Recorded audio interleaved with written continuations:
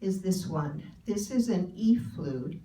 It's between, well, it goes, I had a D minor, I had an F minor, so this is the E minor flute. This is made of aromatic cedar, and it's a somewhat different style. He makes them real high, Odell makes them real highly polished like this. So this is also a wonderful flute. However, it does have its own issues, though it is indeed a little shorter than the D flute. It's also fatter. You can see that it's fatter, and you got to reach around the stem. The holes are actually farther apart, and they're big. I don't know if you can see how big they are, but you could lose a finger in some of these holes.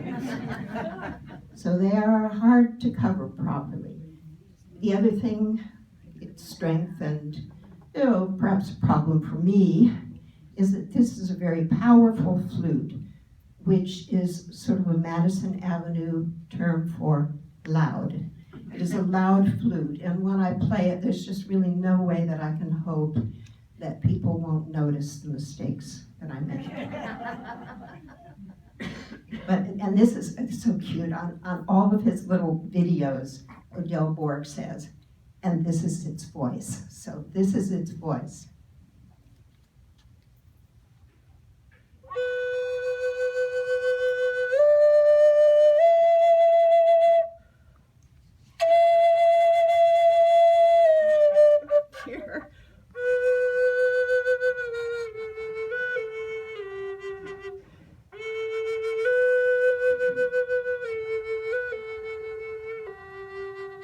Did she leave because I heard her ears? We had an emergency call. Oh, in all that, I didn't give you its bottom note. Let me just give you that.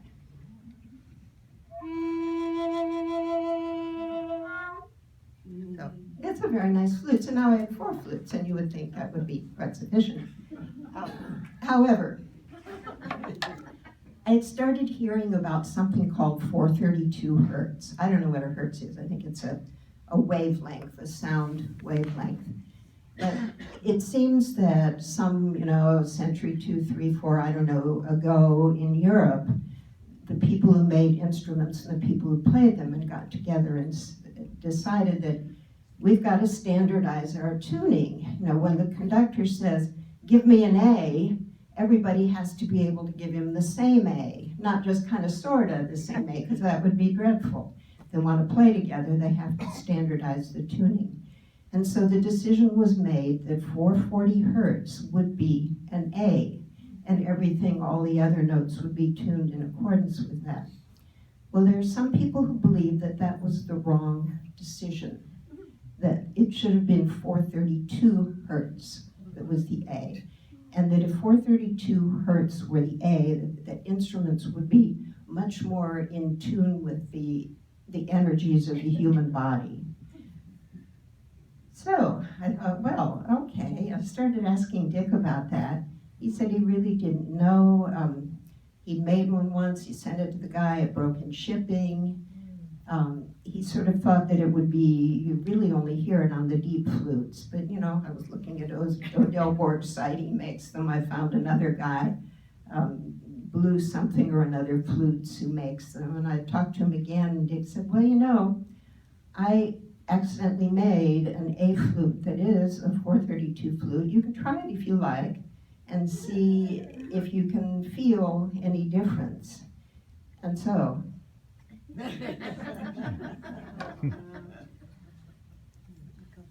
that was this flute. And I have to tell you quite honestly, and by the way, he carved this bird.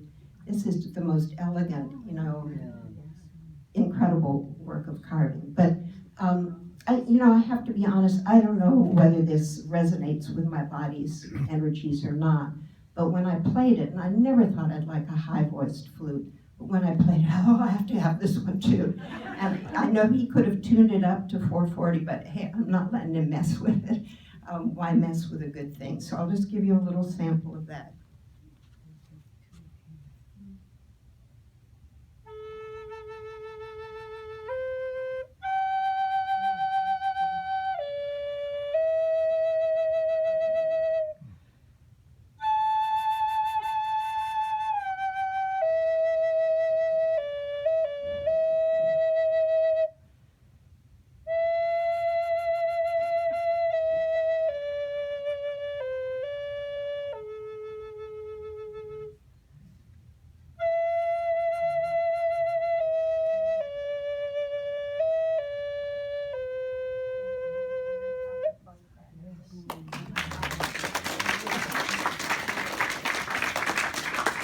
So those are my 5 flutes, and what do I do with them?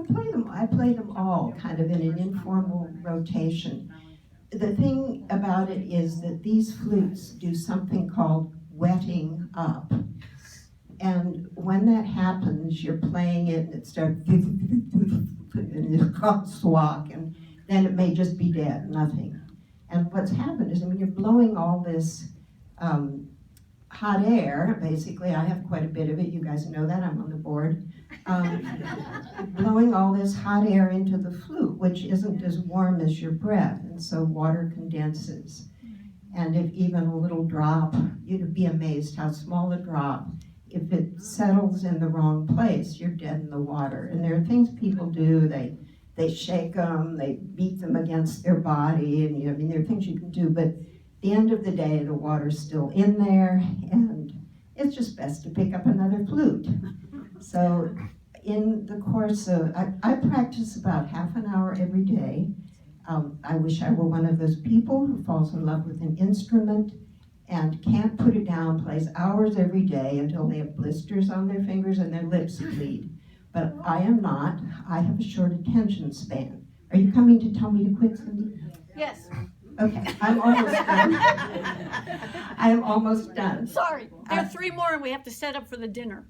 Okay, well, I just will say Thank you. that, let me just say that I play them all, and additionally, I think I'm kind of like Imelda Marcus with her shoes.